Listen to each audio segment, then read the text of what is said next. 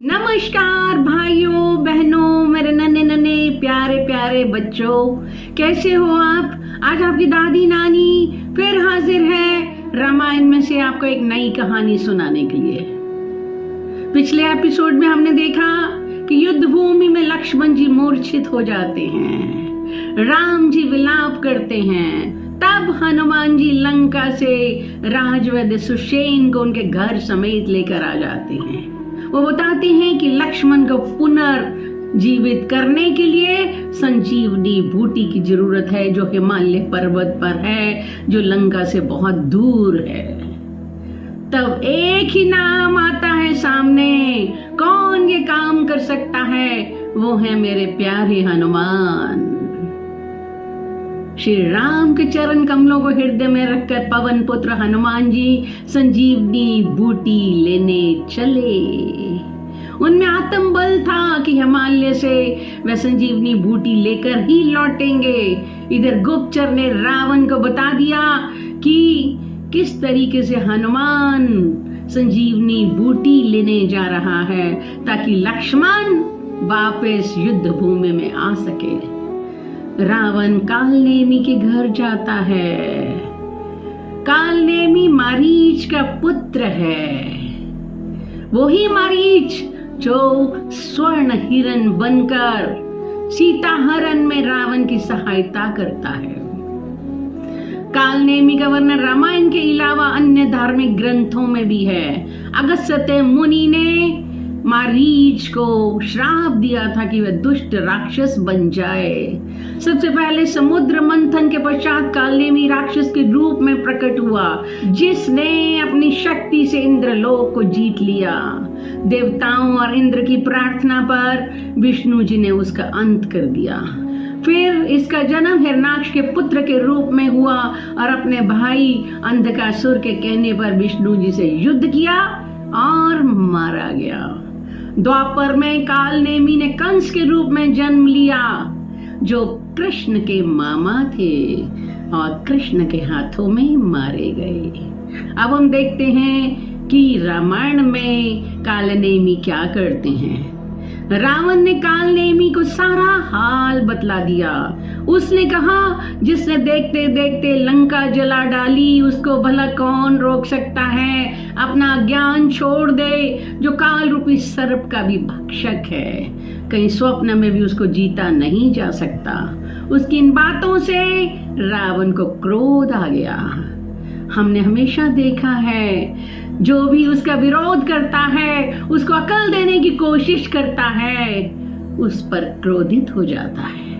रावण ने आदेश दिया कि तुम ये काम करो, नहीं तो प्राण त्यागने के लिए तैयार हो जाओ।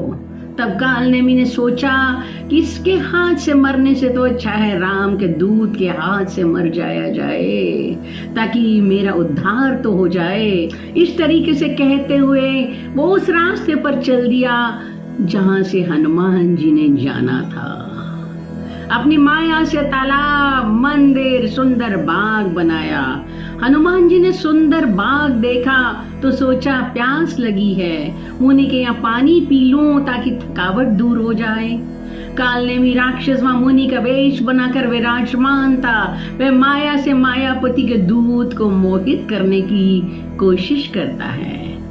हनुमान जी ने मस्तक झुकाया, वह राम जी के गुणगान करने लगा, जय श्री राम, जय श्री राम, जय श्री राम।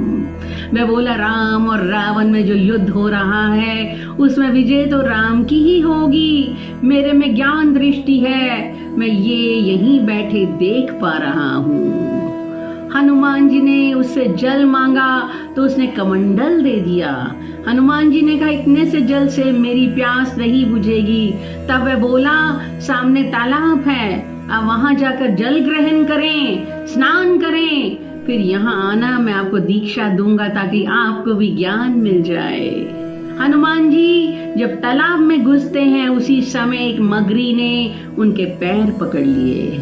हनुमान जी ने उसे मार डाला। उसने दिव्य शरीर धारण कर लिया और कहा, हे वानर, आपके दर्शन से मेरे सारे पाप मिट गए। हे कपि, ये मुनि नहीं है, एक नीच निशाचर है। हनुमान जी निशाचर के पास आते हैं। हनुमान जी बोले, मुनि पहले मैं गुरु दक्षिणा दूंगा, आप मंत्र बाद में दीजिएगा। तब मुनि कहते, नहीं मैं पहले मंत्र दूंगा, आपको ज्ञान दूंगा। हनुमान जी ने उसके सिर को पूंछ से लपेट कर पछाड़ दिया। मरते समय उसका राक्षसी शरीर प्रकट हो गया और राम राम पुकार कर उसने प्राण त्याग दिए। इस तरीके से कालनेमी का रामायण काल में उद्धार हो जाता है। हनुमान जी अब द्रोणागिरी पर्वत पर पहुंच जाते हैं। बताया जाता है कि यह पर्वत उत्तराखंड के चमोली जिले में जोशीपीठ से करीब 50 किलोमीटर दूर स्थित है। यहाँ के लोग आज भी हनुमान जी की पूजा नहीं करते। उनको बहुत दुख है कि हनुमान यहाँ का पर्वत लेकर चले गए। अब हनुमान जी ने बूटी की पहचान करनी शुरू की, लेकिन पहचान नहीं कर पाए। तब हनुमान जी ने पर्वत को ही उखाड़ लिया। पर्वत लेकर रात को आकाश मार्ग से चले और अयोध्यापुरी के ऊपर पहुंच गए। भरत जी ने जब आकाश में विशाल स्वरूप देखा तो अनुमान लगाया कि कोई राक्षस होगा। उन्होंने एक बाण मारा। बाण लगते ही हनुमान जी राम राम कहते नीचे गिर गए। राम राम सुनकर भरत जी को उत्सुकता हुई। वे हनुमान जी के पास आते हैं। हनुमान जी को व्याकुल देखकर भरत ने हृदय से लगा लिया। जगाने की कोशिश की पर जब वे नहीं जागे, भरत जी आंखों में आंसू भरकर बोलते हैं, जिस ईश्वर ने मुझे श्री राम के विमुख किया उसी ने आज मुझे ये दारुण दुख दिया। यदि मन वचन कर्म से मेरा श्री राम के चरणों में प्रेम है और श्री राम भी मुझ पर प्रसन्न हैं, तो ये वानर थकावट और पीड़ा से रहित हो जाएगा। इतना कहने की देर थी तो हनुमान जी श्री राम की जय हो, श्री राम की जय हो कहते उठ बैठे। भरत जी ने हनुमान जी को गले से लगा लिया। उनके नेत्रों में आनंद और प्रेम के आंसू आ गए। उनके दिल में अपार प्रेम राम के लिए छा गया। भरत जी बोले, हे तात, छोटे भाई लक्ष्मण तथा जानकी जी सहित सुख निधान श्री राम के कुशल बताओ। हनुमान जी ने सारा हाल उनको बताया। भरत जी दुखी हो गए और पछताने लगे, हाँ दैव, मैं पैदा ही क्यों हुआ। मैं राम का आज तक एक भी काम नहीं कर पाया। फिर समय को भांप कर भरत जी बोले, हे तात, आपको जाने में देरी होगी और सुबह होते ही काम बिगड़ सकता है। तुम पर्वत सहित मेरे बाण पर चढ़ जाओ, मैं आपको सीधा वहीं भेज दूंगा जहां श्री राम है। भरत जी की बात सुनकर हनुमान जी के मन में एक बार तो आया कि ये मेरा बोझ बाण कैसे उठा पाएगा।